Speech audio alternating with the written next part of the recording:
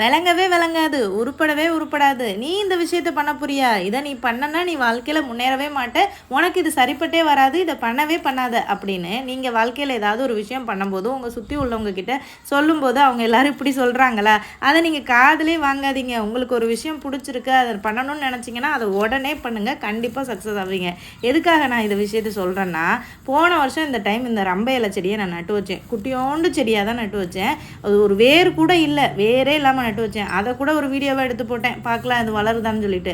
அப்போ ஒருத்தவங்க ஃபஸ்ட்டாக ஒரு கமெண்ட் பண்ணியிருந்தாங்க, இந்த செடியெல்லாம் வளரவே வளராதுங்க, வேரே இல்லைங்க, இப்படி நட்டு வச்சா எப்படிங்க வரும் அப்படின்னு சொல்லியிருந்தாங்க.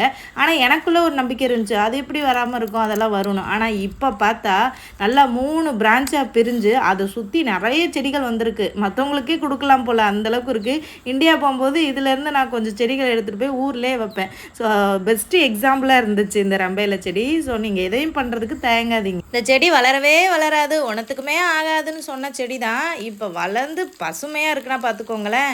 இப்போ நான் இன்றைக்கி ராஜ்மா கிரேவி பண்ணேன். அதுக்கு தான் இந்த இலையை பறிச்சுட்டு வந்தேன். இந்த இலை பிரியாணிலலாம் போட்டு பண்ணோன்னா செம்ம வாசனையாக இருக்கும். ஸோ ராஜ்மா கிரேவியுமே ரொம்ப சூப்பராக இருந்தது. இதை சாப்பிட்டு முடிச்சுட்டு என் வீட்டுக்கார் சொன்னார், இந்த கிரேவிக்கு டேஸ்ட் கொடுத்ததே இந்த ரம்ப இலை தான், அவ்வளோ வாசமாக இருந்துச்சுன்னு சொல்லி. எந்த ஒரு விஷயமே ஆரம்பிக்கும் போது தடுக்கத்தான் செய்வாங்க. நம்ம சக்ஸஸ் ஆகிட்டோன்னு வைங்களேன், அந்த ஆரம்பம் தான் உன்னோட சக்ஸஸ்ன்னு சொல்லுவாங்க.